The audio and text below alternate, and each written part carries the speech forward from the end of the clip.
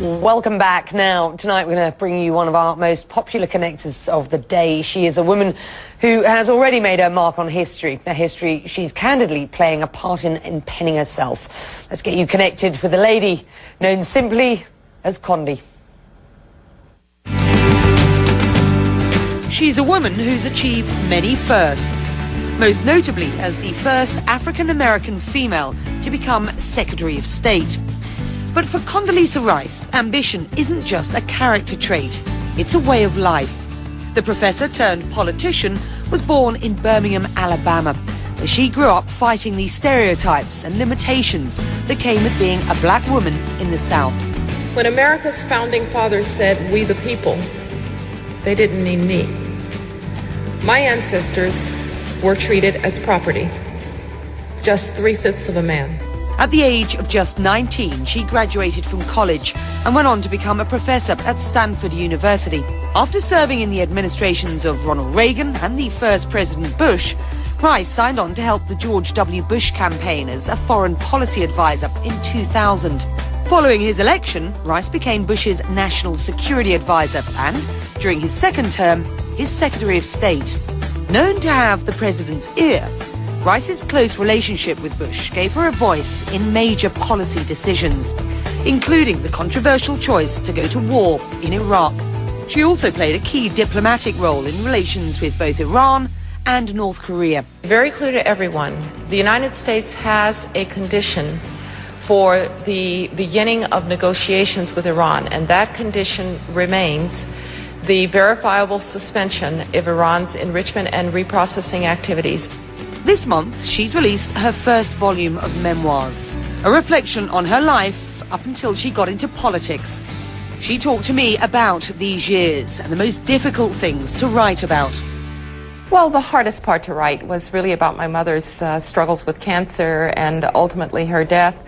Even though I've lost both my parents, my father lived to be well into his 70s. My mother was 61. She was very young. And though I'm very glad she got to see me grow up and be a young woman, not just a child, it's still a very tender spot for me. Politics played a really important position, both in yours and your parents' life, didn't it? Yes, it did. My parents were children who were educated by their parents against a lot of long odds, and they then passed on that belief that education was absolutely transforming, and they were themselves educators.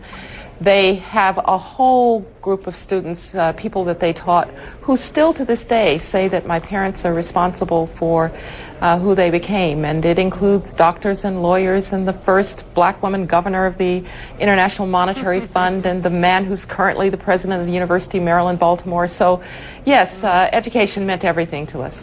Condi, why did you choose to write your memoirs in 2 volumes, starting with your upbringing?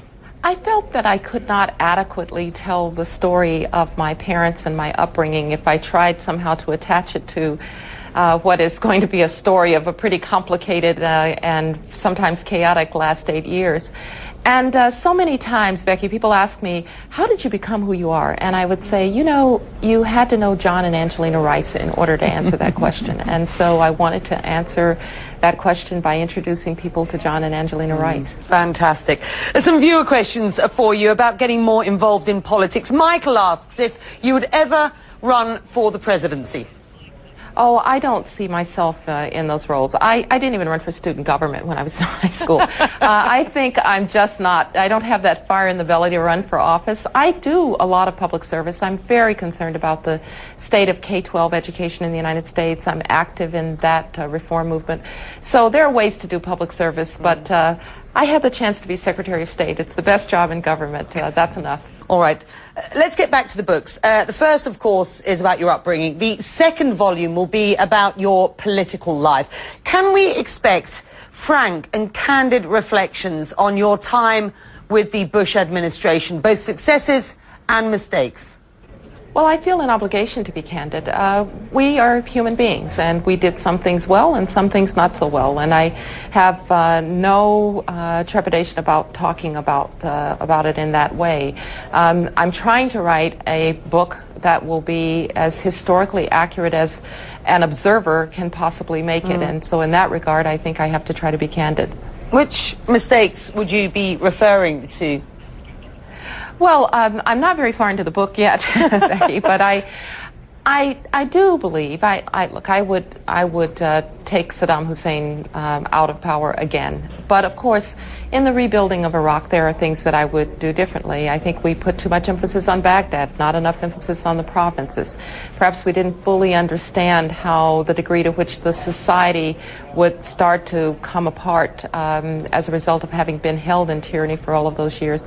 So there are many things that we can talk about. But I'm also a believer that history's arc is long, not short, and sometimes things that looked terrific at the time look pretty bad in retrospect, and vice versa. So ultimately, this is a story that'll be written by history. Let me leave the last couple of questions to our viewers, Brajesh, and I think Christy. They ask you how you rate the current Secretary of State, Hillary Clinton. Well, no, I think she's doing a fine job. It's a tough job. You know, you're always on an airplane someplace. You never quite know which country you're in. You're always hoping you're not going to make a mistake and did you ever get it wrong? That you're actually not in.